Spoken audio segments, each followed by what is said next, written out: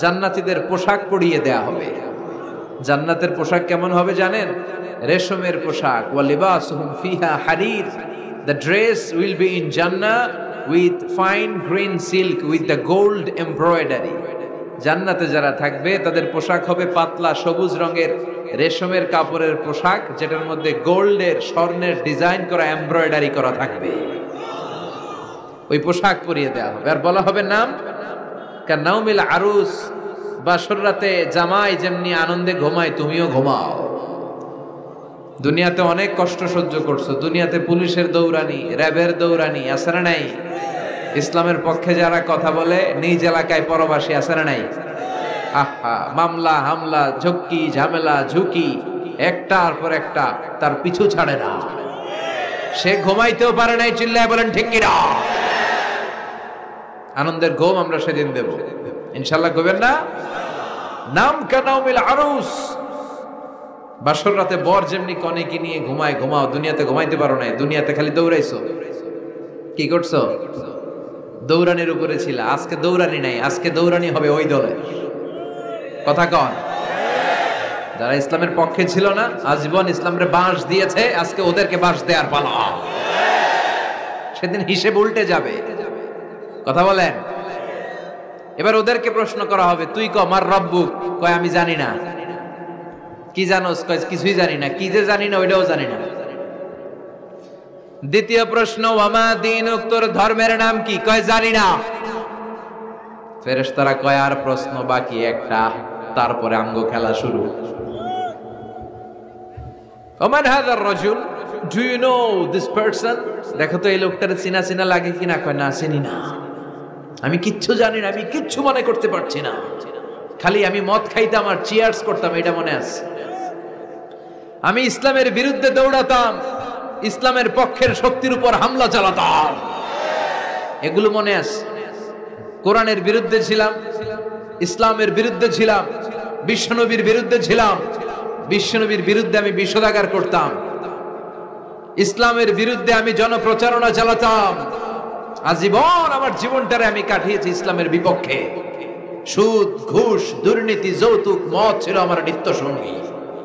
আমি কিচ্ছু মনে করতে পারছি না, আমার ধর্ম নাই, আমার কিছুই মনে নাই। ফেরেশতারা বলবে ঠিক আছে, এবার আঙ্গ খেলা শুরু। ফায়ুতরাকু বিমাতারিকা মিন হাদিদ। লোহার হাতুড়ি দিয়ে এবার ওর পিটানো শুরু হবে। পিটাতে পিটাতে ওর গায়ের গোশত আর মাসেলগুলো থেতলে ফেলা হবে। ইয়কালু লিল আরদি ইলতাইমি, জমিনকে বলা হবে চাপ দাও। ফাতাখতালিফা আদলাউ। আহা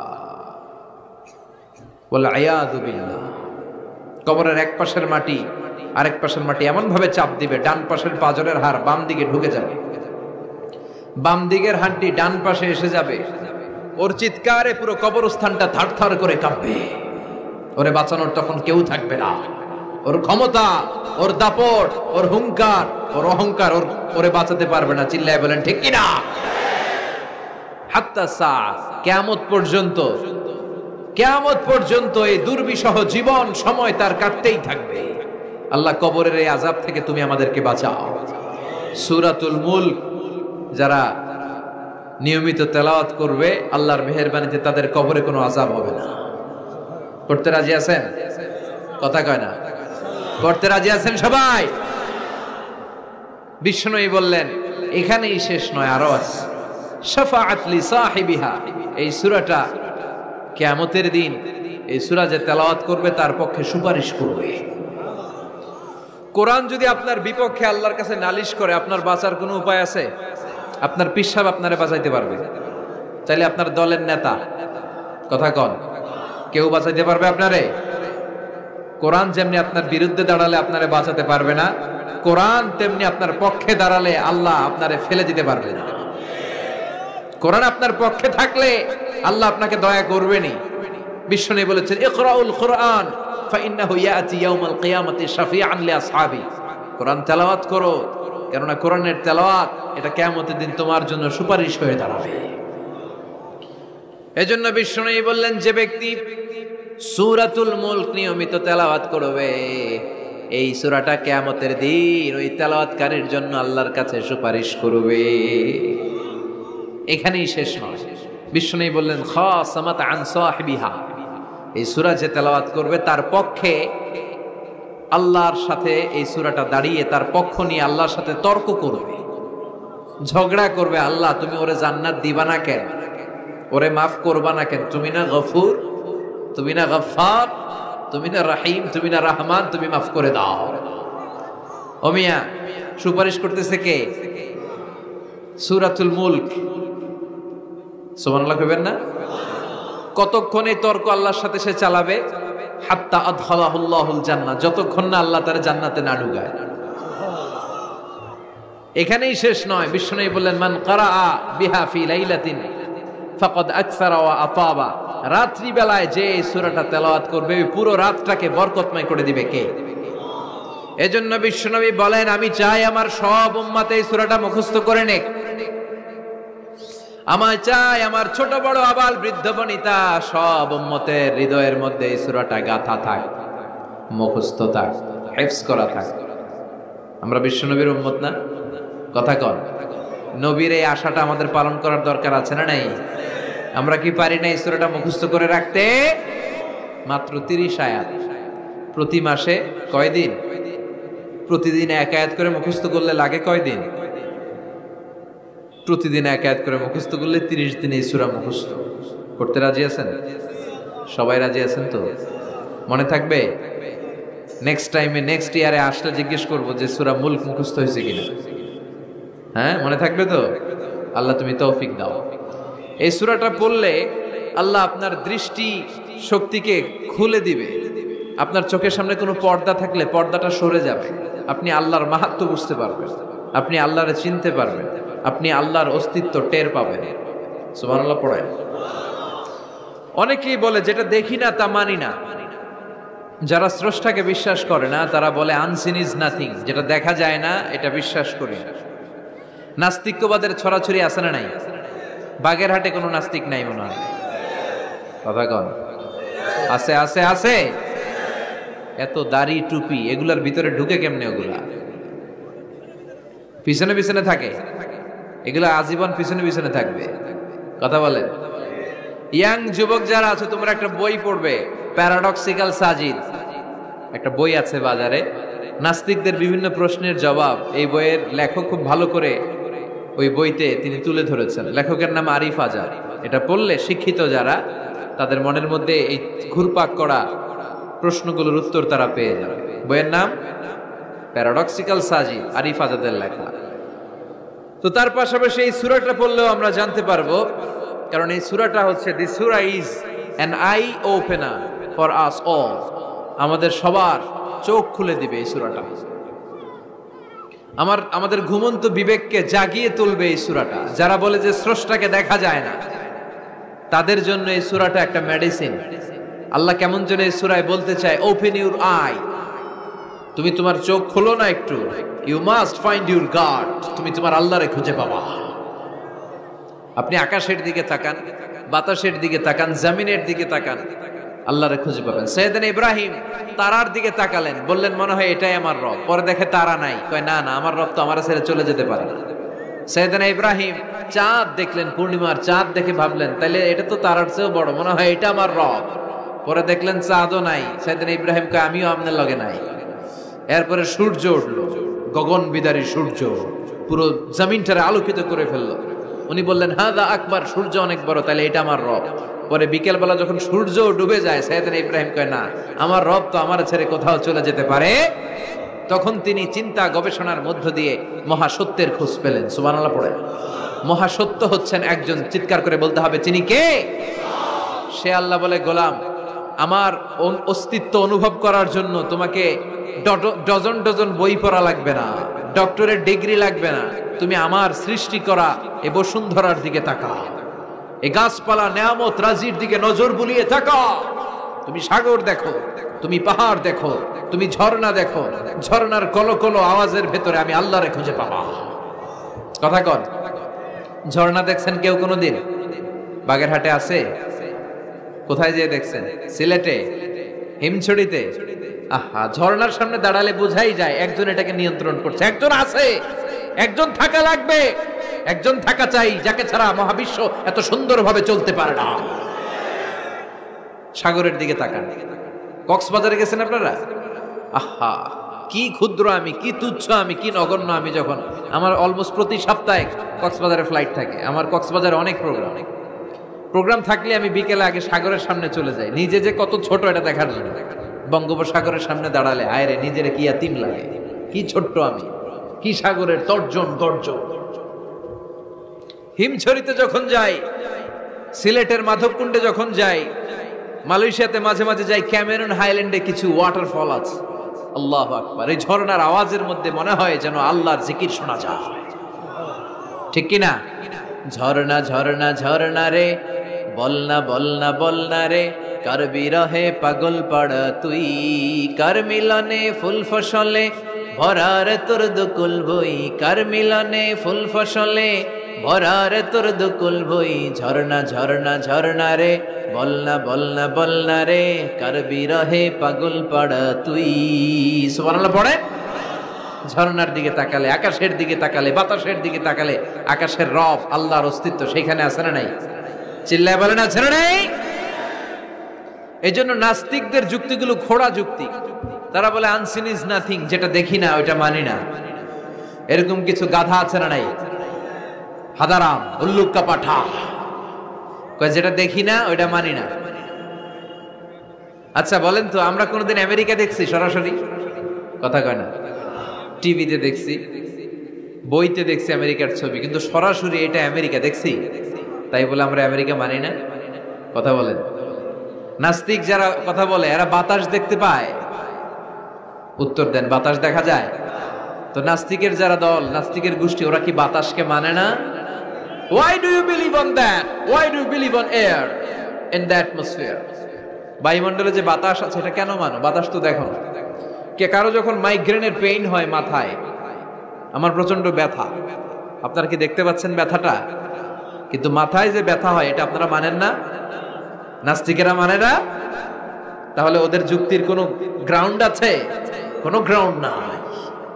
যেটা দেখা যায় না এটা নাকি ওরা বিশ্বাস করে না। আল্লাহ বলেন সৃষ্টির দিকে তাকা, নজর করে দেখ, আমি আল্লাহর নিদর্শন আছে। সুবহানাল্লাহ পড়েন।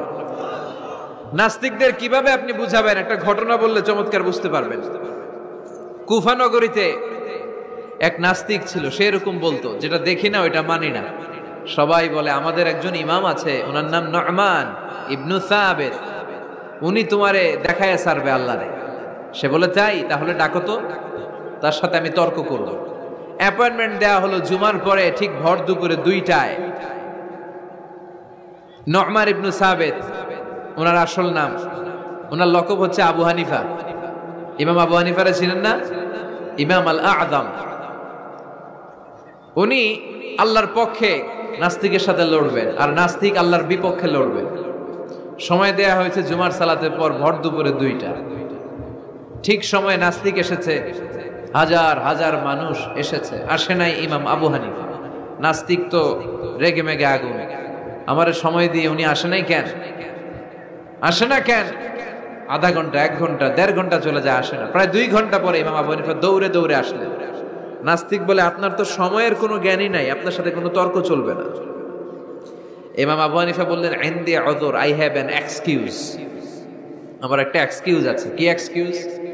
সাইয়েদনা ইমাম আবু হানিফা বললেন, আমি যখন ঘর থেকে বের হই, এই পথে আসার সময় আমাকে একটা নদী পার হতে হয়। কি পার হতে হয়?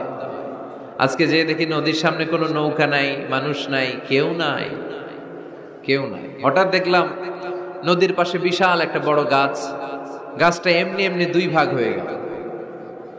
গাছ থেকে এমনি এমনি কাঠ আর তক্তা বের হয়ে গেল, তক্তাগুলো এমনি এমনি জোড়া লেগে নৌকা হয়ে গেল। ওই নৌকা এমনি এমনি নদীর মাঝখানে এসে পড়লো, আর আমি উঠে বসলাম। মাঝি ছাড়া, লগি বৈঠা ছাড়া নৌকা আমারে এক টান মেরে নদীর ওপার নিয়ে গেল। এই কাজগুলো হতে হতে 2 ঘন্টা লেগে গেছে। কয় ঘন্টা? নাস্তিক কয় তবে ইমামের মাথা খারাপ। নাস্তিক কি বলে? তোদের ইমামের মাথায় সমস্যা। ইমাম আবু হানিফা বললেন, আপনি এই কথা বললেন কেন? আমার মাথা ঠিকই আছে, আপনি আমার গালি দেন কেন? নাস্তিক বলে এমনি এমনি গাছ ভেঙে দুই ভাগ হয় নাকি?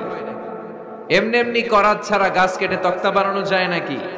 এমনি এমনি মিস্ত্রি ছাড়া তক্তা লাগিয়ে নৌকা হয়? এমনি এমনি মাঝি ছাড়া নৌকা চলে নাকি?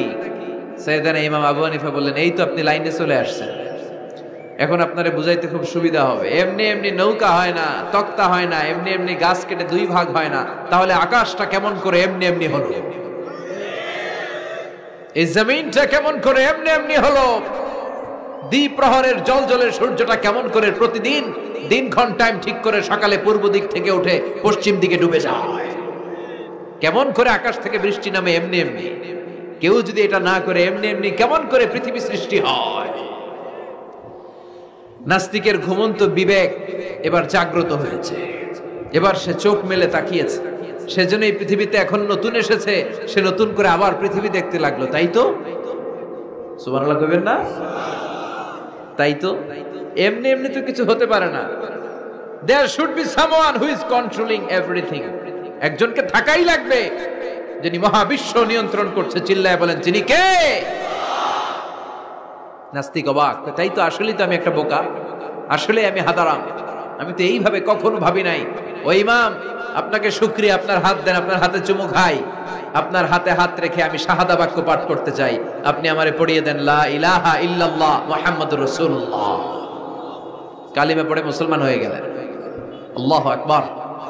এজন্য নাস্তিকদের সাথে ওয়াজাদিলহুম বিল্লাতি হিয়া আহসান, হিকমতের সাথে কথা বলতে হবে, প্রজ্ঞার সাথে। যদি আপনি একটা ভ্যালিড গ্রাউন্ড উপস্থাপন করতে পারেন, নাস্তিকরা আপনার সামনে দাঁড়াতে পারবে না। চিল্লায় বলেন ঠিক কিনা? এই নাস্তিকদের জন্য অনেক দিক নির্দেশনা, ডোজ, মেডিসিন আল্লাহ সূরার ভেতরে দিয়েছেন। সূরাটার নাম সবাই বলতে হবে। সবাই বলেন, সবাই কইছেন? সূরার নাম সূরা মুলক। চিল্লায় বলেন কি নাম? সূরাতুল মুলক। আল্লাহ শুরু করছেন, তাবারাকাল্লাযী বিয়াদিহিল মুলকু ওয়া হুয়া আলা কুল্লি শাইইন কাদির। সুবহান সেই সত্তা যার হাতে ক্ষমতা, আর তিনি সব বিষয়ের উপরে ক্ষমতাবান। পড়েন সুবহানাল্লাহ। তাবারাকাল্লাযী, সুবহান সেই সত্তা, বিয়াদিহিল মুলকু, যার হাতে সব ক্ষমতা, ওয়া হুয়া, আর তিনি, আলা কুল্লি শাইইন কাদির, সব বিষয়ে ক্ষমতাবান। তিনি কে? বিয়াদিহিল মুলকু, তার হাতে ক্ষমতা। চিল্লায় বলেন তো, কার হাতে? নাকি আপনাদের হাতে? মাননীয় প্রধানমন্ত্রীর হাতে? আস্তে আস্তে যাও, তুমি তো পুরো মাইক নাড়ায় ফেলতেছো। ক্ষমতা কার হাতে? নাকি প্রধানমন্ত্রীর হাতে? র্যাবের প্রধানের হাতে? পুলিশ প্রধান ডোনাল্ড ট্রাম্পের হাতে? ভ্লাদিমির পুতিনের হাতে? নরেন্দ্র মোদির হাতে? কার হাতে? জোরে বলেন। বিশ্বাস হয়? কিন্তু আমরা কিন্তু প্রায়শই বলি সকল ক্ষমতার উৎস জনগণ। এভাবে রাষ্ট্রীয়ভাবে কিছু কুফরি আমাদেরকে শিক্ষা দেওয়া হয়। চিল্লা এখন ঠিক কিনা? এটা রাষ্ট্রীয় কুফরি। সকল ক্ষমতার উৎস জনগণ নয়, সকল ক্ষমতার উৎস একজন। চিল্লায় বলেন, তিনি কে? আপনি নিজের একটু নিজের জিজ্ঞেস করেন তো, যে আপনার ক্যাপাসিটি কতটুকু? আমার ক্যাপাসিটি আসলে কতটুকু? আমি আসলে কদ্দুর করতে পারি, কদ্দুর ক্ষমতা আমার আছে? একটু জিজ্ঞেস করে দেখেন। ডায়রিয়া যাদের হয়, 5 বার 7 বার 10 বার যদি টয়লেটে যাওয়া লাগে, ওর চেহারার দিকে আর তাকানো যায়? নিজেকে দিয়ে ভাবেন, যেদিন আপনার পেট মোচড় দিয়ে ডায়রিয়া হয়েছে, 7 বার 8 বার ইমোটিল ট্যাবলেট খাওয়ার পরে, স্যালাইন খাওয়ার পরেও ভালো হচ্ছে না, 10 বার 12 বার যেতে যেতে চেহারাটা সাদা হয়ে যাচ্ছে, গায়ে কোনো শক্তি নাই, এরপরে 3-4 জন কাঁধে করে টয়লেটে ঢুকায়, আছে না নাই? 10 বার 12 বার টয়লেটে গেলে আর কোনো শক্তি নাই, কই আই মরি যাইও, আই আর হাইতান নারে মাফ করি দে, এরকম হয় না? তখন ভয় লাগে, মনে হয় যে আমি আসলেই মরে যাব, সবার কাছে বিদায় নেয়, আমারে মাফ করে দাও, আমি হয়তো বাঁচবো না। কত লিমিটেড পাওয়ার আমাদের, কত দুর্বল। 5 বার টয়লেটে গেলে চেহারার দিকে তাকানো যায় না, চেহারা ভেস্কি মেরে থাকে এমনি। সে নাকি ক্ষমতার মালিক। আল্লাহ বলেন, ওয়া খুলিকাল ইনসানু দাঈফা, তোদেরকে আমি দুর্বল করে বানিয়েছি। শুধু আমরাই দুর্বল না, আমি দুর্বল, আমার বাপ দুর্বল, আমার দাদা দুর্বল, আমার 14 গোষ্ঠী দুর্বল। আমরা দুর্বলের ঘরের দুর্বল, সবল হচ্ছে একজন, তিনি কে?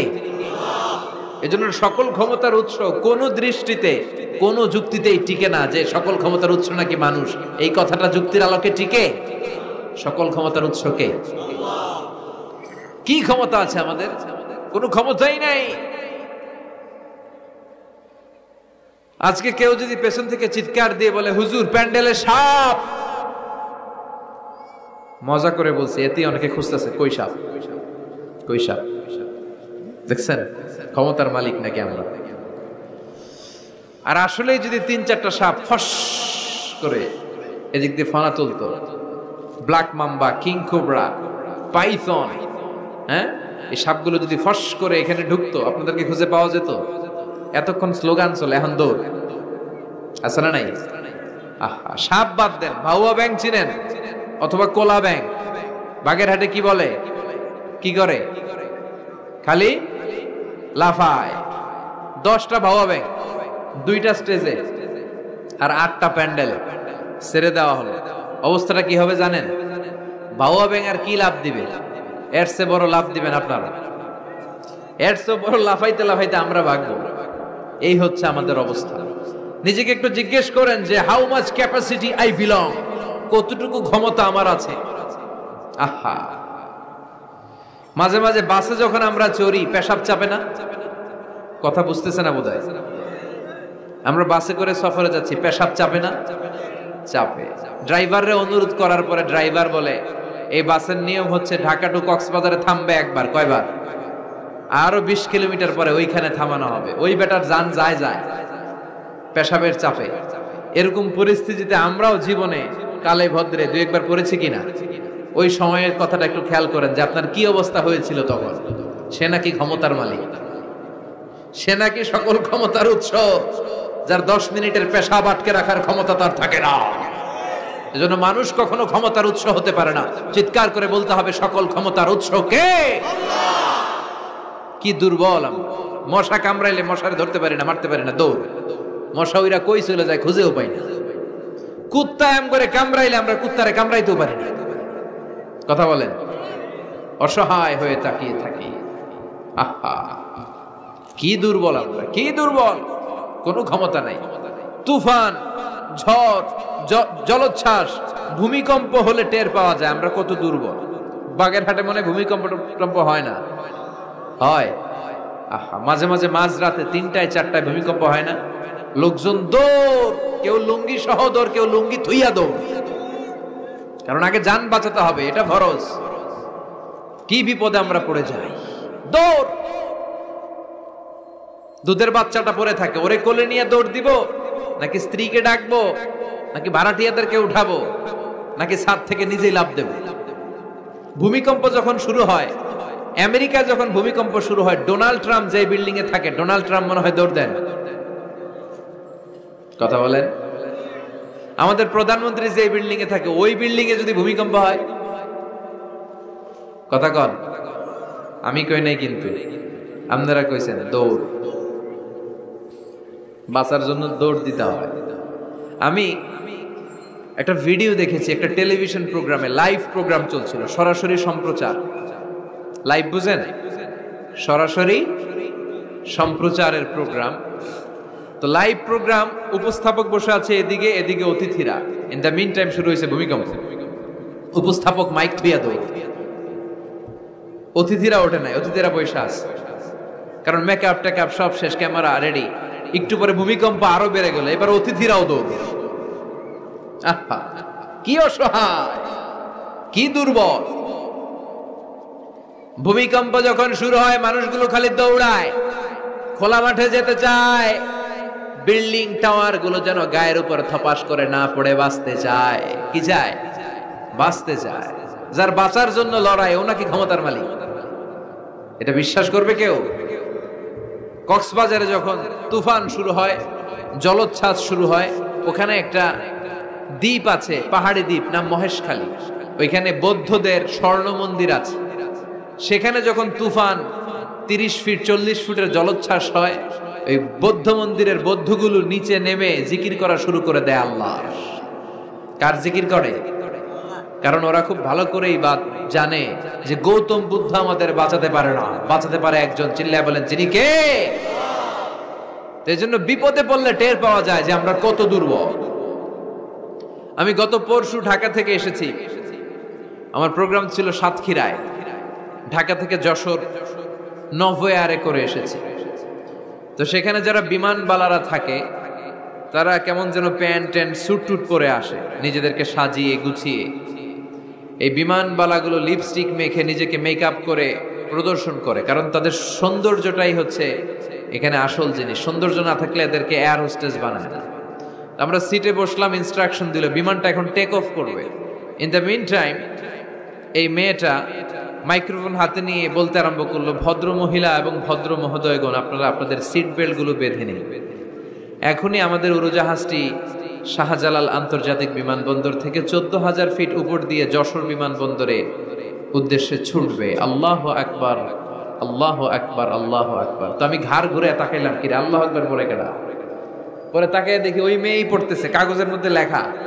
অবাক হলাম, যার চলাফেরা এরকম, বেশভূষা এরকম, এই মেয়েটা এখন আল্লাহু আকবার, আল্লাহু আকবার, আল্লাহু আকবার পড়ছে। আর পড়ছে শুদ্ধ অশুদ্ধ মিলিয়ে, সুবহানাল্লাযী সাখখারা লানা হাযা ওয়া মা কুন্না লাহু মুকরিনিন। আমি মিলাতে পারলাম না যে আল্লাহু আকবার পড়ে কেন।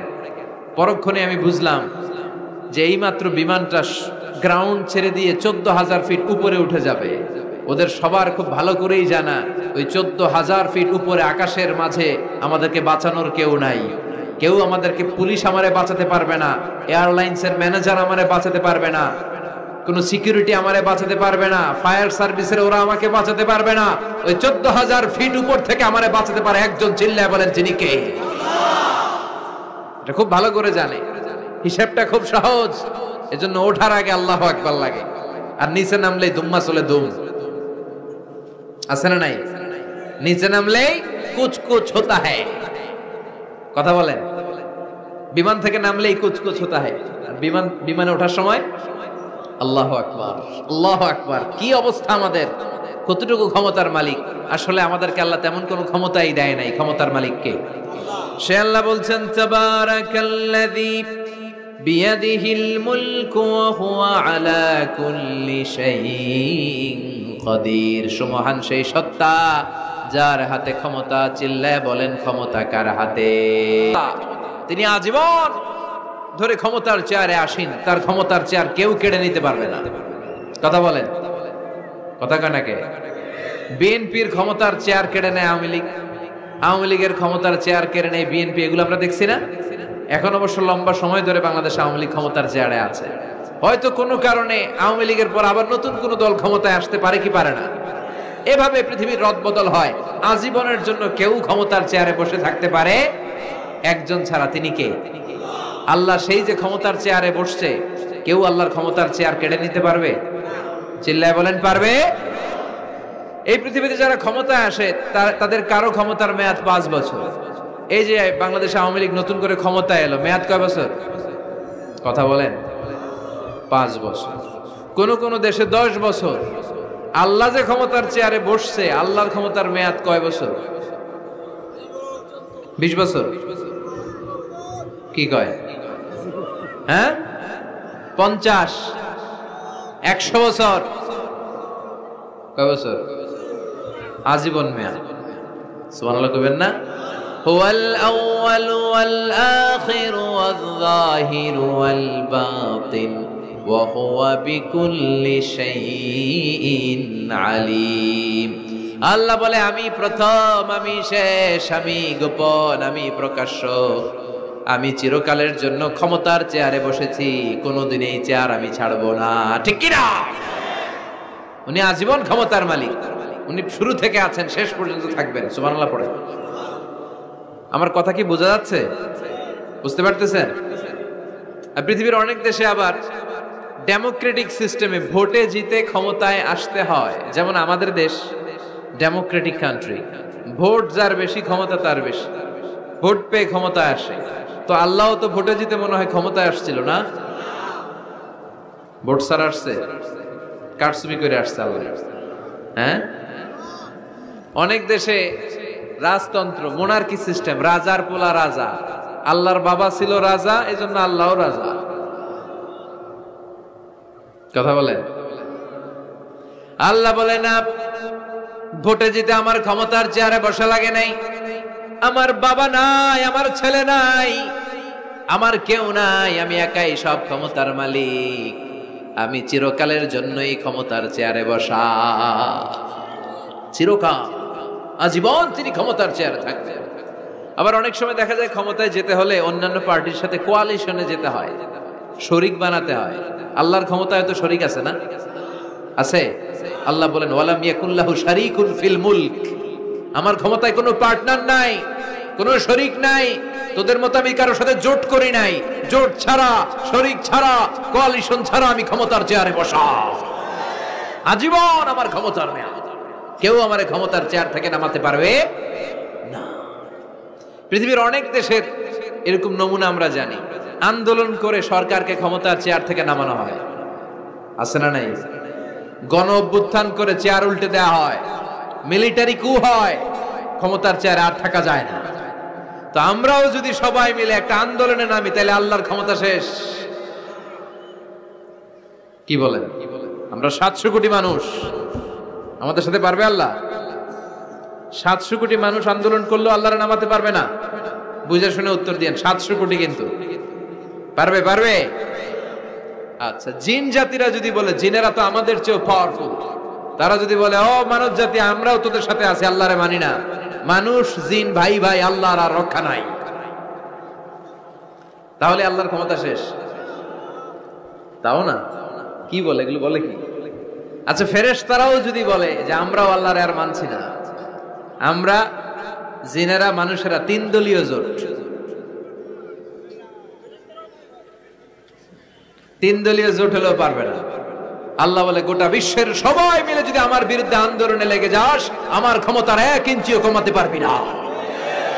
এজন্য রাব্বুল আলামিন বলেন তাবারাকাল্লাযী বিয়াদিহিল মুলকু ওয়া হুয়া আলা কুল্লি শাইইন কাদির। সুমহান সেই সত্তা যার হাতে ক্ষমতা, ক্ষমতা কার হাতে? ওয়া হুয়া আলা কুল্লি শাইইন কাদির, তিনি সব বিষয়ের উপর ক্ষমতাবান। তিনি কে? তিনি চাইলে পাহাড়কে দরিয়া করতে পারে, তিনি চাইলে দরিয়াকে পাহাড় করতে পারে, তিনি চাইলে ধনীকে গরিব করতে পারে, গরিবকে ধনী করতে পারে, তিনি চাইলে সম্মানিতরে অপমানিত করতে পারে, আবার চাইলে অপমানিতরে সম্মানিত করতে পারে। তিনি কে? ফাআলুল লিমা ইউরিদ, তিনি যা ইচ্ছা তাই করতে পারেন, তার কাছ থেকে জবাবদিহিতা করার কেউ নাই, তিনি সবার কাছে জবাবদিহি চায়। চিল্লায় এখন ঠিক কিনা? সে আল্লাহ বললেন সুমহান সত্তা যার হাতে ক্ষমতা, তিনি সব বিষয়ের উপর ক্ষমতাবান। এজন্য আমাদের মনে রাখতে হবে আমাদের কোনো ক্ষমতা নাই, ক্ষমতার মালিক কে? আর কোনদিন বাগেরহাটের ভাইয়েরা জনগণ সকল ক্ষমতার উৎস, এই কথা বলবেন? মনে থাকবে? তাহলে আওয়াজ করে বলেন তো, সকল ক্ষমতার উৎস কে? সবকিছু করতে পারে কে? সব ক্ষমতার মালিক আল্লাহ। অনেক কথা আল্লাহ 30 আয়াতে বললেন, কয়টা বলবো? কিছু দূর যে আল্লাহ বলা শুরু করলেন ওয়ালাকাদ যায়্যানাস সামাআদ দুনিয়া বিমাসাবিহা ওয়া জাআলনাহা রুজুমান লিশ-শায়াতিন। সুবহানাল্লাহ পড়েন। আল্লাহ বললেন আমি নিকটবর্তী আকাশটারে তারা দিয়ে, আলো দিয়ে, মোমবাতি দিয়ে আলোকিত করেছি। I have beautified the closer sky with light and candles. আমি তারা দিয়ে নিচের আকাশটাকে সুশোভিত করেছি। তারা দিয়ে আমাদের আকাশটারে, মহাশূন্যটারে সুশোভিত করেছে কে? তারা চেনেন? চেনেন না? খালি আকাশের দিকে রাতে তাকালে কি দেখা যায়? তারা। রাতের বেলা তারার মেলা। এখন তো লাইটিং ফাইটিং এর যুগ, তারা চেনা যায় না। আগের লোকেরা তারা না দেখে কিছু করতে পারতো না। আগের মুরব্বীরা তারা দেখলেই বুঝতো কয়টা বাজে, ঘড়ি লাগতো না। আগের নাবিকেরা তারা দেখে তারা রাত কয়টা বাজে নির্ধারণ করে ফেলতো। সুবহানাল্লাহ পড়েন। কত ধরনের তারা আছে। শুক তারা নাম শুনছেন? ধ্রুব তারা শুনেছেন? সপ্তর্ষি মণ্ডল একটা আছে। অনেকে তারা চিনে না, গুটি গুটি গুটি গুটি 7টা তারা একসাথে দেখবেন, এটার বলে সপ্তর্ষি মণ্ডল। আল্লাহ বলে এই তারা দিয়ে আমি আকাশটারে সুশোভিত করেছি। এই তারাগুলো কিন্তু প্রথম আকাশে না, এই তারাগুলো প্রথম আকাশের মহাশূন্যে অবস্থিত। আমরা খালি চোখে যা দেখি এটা আকাশ নয়, এটা মহাশূন্য। এটা কি? বাগেরহাটের ভাইরা উত্তর করেন, এটা কি? এই মহাশূন্যের অনেক অনেক অনেক অনেক অনেক উপরে আকাশ। ওই আকাশ যে কত উপরে এটা নাসার বিজ্ঞানীরাও জানে না। শুরুতে আমরা দেখতে পাই প্রথম আকাশের মহাশূন্য, এর অনেক উপরে প্রথম আকাশ, তারপরে শুরু হয় দ্বিতীয় আকাশের মহাশূন্য, তার অনেক উপরে দ্বিতীয় আকাশ, তারপরে তৃতীয় আকাশের মহাশূন্য, তারপরে তৃতীয় আকাশ, এভাবে একটার চেয়ে আরেকটা বড়, একটার চেয়ে আরেকটা বড়। দ্বিতীয় আকাশের তুলনায় প্রথম আকাশটা কত ছোট শুনতে চান? আপনার হাতের আংটিটা যদি আপনি সাহারা মরুভূমিতে ছুঁড়ে ফেলে দেন, পৃথিবীর সবচেয়ে বড় মরুভূমির নাম কি জানেন? সাহারা মরুভূমি। এই সাহারা মরুভূমিতে আপনার হাতের আংটি ছুঁড়ে ফেলে দিলে পুরো মরুভূমির তুলনায় আপনার হাতের আংটি যত ছোট, আল্লাহর দ্বিতীয় আকাশের তুলনায় আল্লাহর প্রথম আকাশটা ঠিক তত ছোট, একটার চেয়ে একটা বড়। তারপর আমরা নিজেরা বড় বড় করে দাবি করি। এই যে আজকের প্যান্ডেলে এত মানুষের সমারোহ হয়েছে, তাকালে মনে হয় না যে কত বিশাল জায়গা? কথা বলেন, বিশাল মনে হয় না? পিল জঙ্গ এইটারে যদি এত বড় মনে হয়, তাহলে পিল জঙ্গটা কত বড়? হ্যাঁ, আরো বড়। এইটার চেয়ে নিশ্চয়ই বাগেরহাট বড়। কথা কয় না? বাগেরহাটের চেয়ে নিশ্চয়ই পুরো বাংলাদেশটা বড়। বাগেরহাট হলো 64 জেলার এক জেলা। 64টা জেলা মিলে সুজলা সুফলা আমাদের এই বাংলাদেশ। বাংলাদেশ হচ্ছে পৃথিবীর সবচাইতে বড় দেশ। হ্যাঁ, এরা দেখি আমার সব কথার সাথে খালি দ্বিমত করে। বাংলাদেশ সবচেয়ে বড় দেশ না? কত ছোট জানেন? মানচিত্রে বাংলাদেশ লেখার জায়গাটাও আমরা পাই না। বাংলাদেশ এটা লিখতে গেলে BAN পরে ইন্ডিয়ার উপরে, GLA পরে বাংলাদেশের উপরে, আবার DESH পরে আবার ইন্ডিয়ার উপরে। আমাদের বাংলাদেশটা এত ছোট, বাংলাদেশ লেখার জায়গাটাও মানচিত্রে আমাদের জন্য নাই। এত ছোট দেশ, এত ছোট। ইন্ডিয়া প্রায় 20-25 গুণ বড় আমাদের চেয়ে। আমেরিকা কানাডা শতগুণ বড়। রাশিয়া একটা দেশ আছে কয়েকশো গুণ বড়।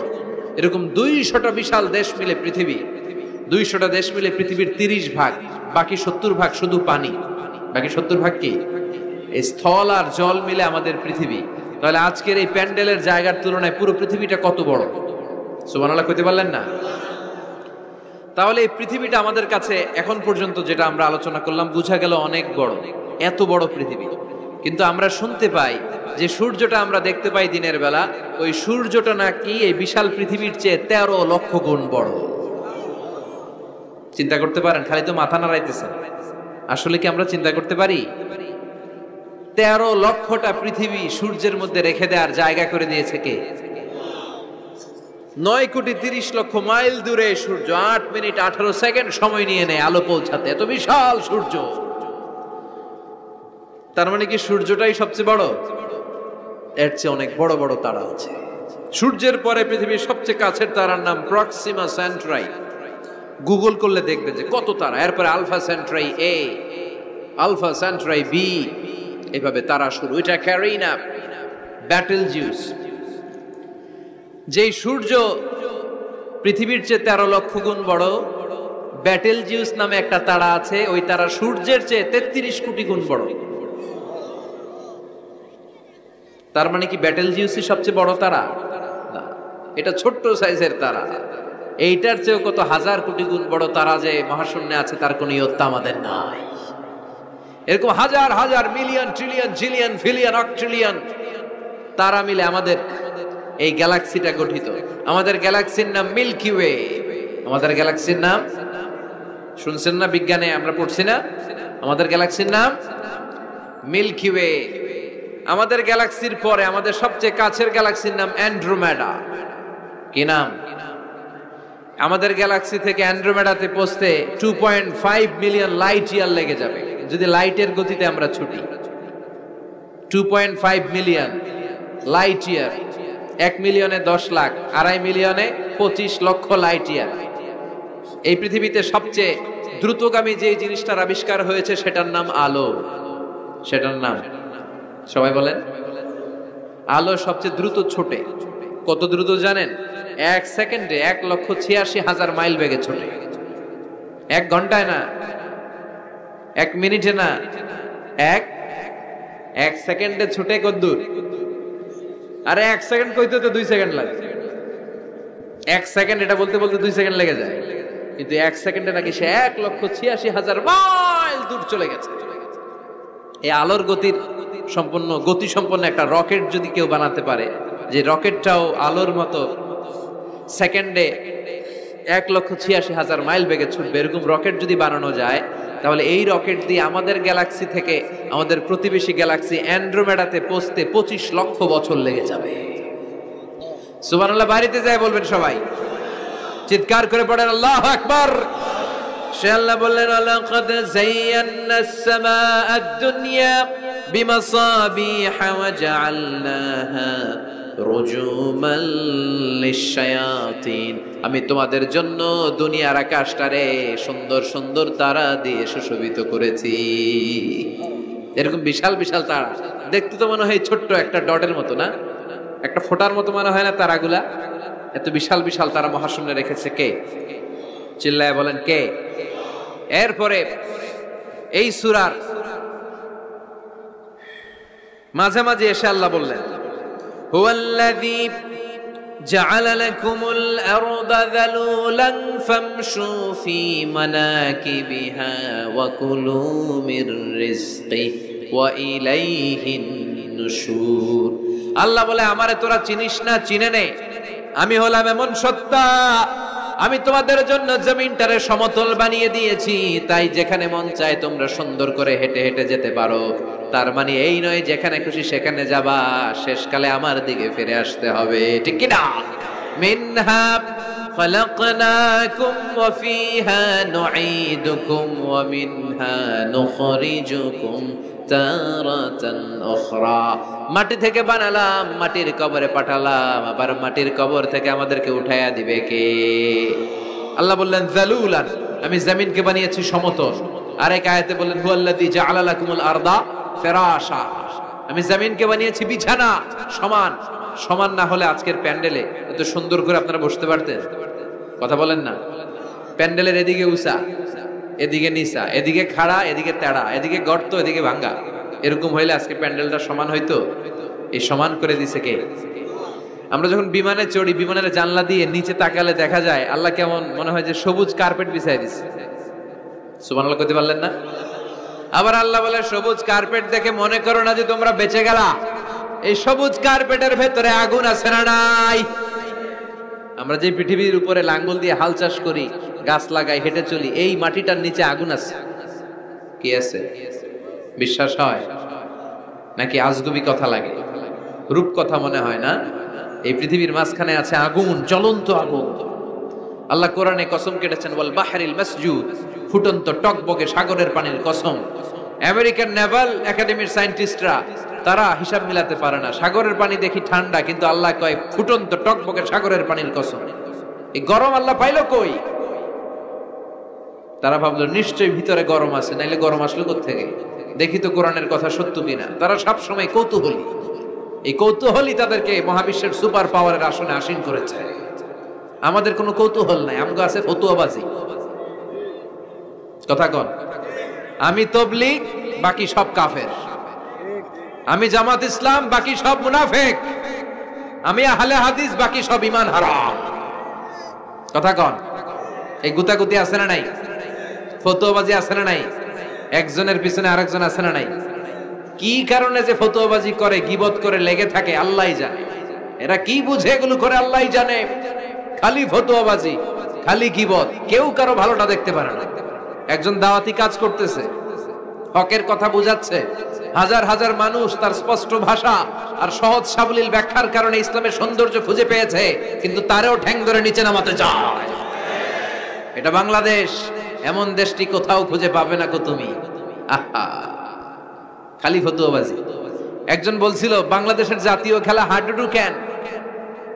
আরেকজন কয়ের কারণ বাংলাদেশে কেউ কারো ভালোটা সহ্য করতে পারে না। একটা উপরে উঠতে ছেলে সাইড দিয়ে ধরে ঠ্যাং ধরে টেনে নামায়। হাডুডু খেলা দেখছেন? একটা সামনে গেলে সবাইকে কাবাডি কাবাডি কাবাডি কাবাডি করে ঠ্যাং ধরে, খালি বাগেরহাটে কাবাডি নাই মনে হয়, দেখছেন কিরকম খেলে? একজন সামনে গেলে সবাই ঠ্যাং ধরে নিচে নামে। এটা এই দেশের জাতীয় খেলা। এদেশে কেউ ভালো পথে হাঁটতে চাইলে, উপরে উঠতে চাইলে, কল্যাণের পথে আগাতে চাইলে তার বিরোধী শক্তিরা ওর ঠ্যাং ধরে নিচে নামাবে। কেউ কারো ভালোটা সহ্য করতে পারে? আর ফতুয়াবাজি, তুই কাফের, তুই মুনাফেক, তুই মুশরিক, তোর দাদা কাফের, তোর শ্বশুর কাফের, তোর বেয়াই কাফের। ওই কাফের বেয়াই মারা গেলে ওরে যেখানে কবর দেয়া হবে, ওই কবরের উপরে যে ঘাস উঠবে, ওই ঘাস যে গরু খাবে, ওই গরুর যে দুধ খাবে, ও কাফের। কথা কন? খালি ফতুয়াবাজি। এই ফতুয়াবাজি থেকে আল্লাহ তুমি আমাদেরকে বাঁচাও। আমরা যেন হৃদয়টা প্রশস্ত করে একে অপরকে মুসলিম ভাই মনে করে বুকে টানতে পারি। আমরা খালি পিছাই, সর। বিশ্বনবী আসছে কাছে টানার জন্য, আমরা খালি পিছাই, খালি অন্যের দোষ খুঁজি। নিজের মধ্যে যে কত দোষ, নিজের মধ্যে দোষের শেষ নাই, ওইদিকে কোনো চিন্তা নাই।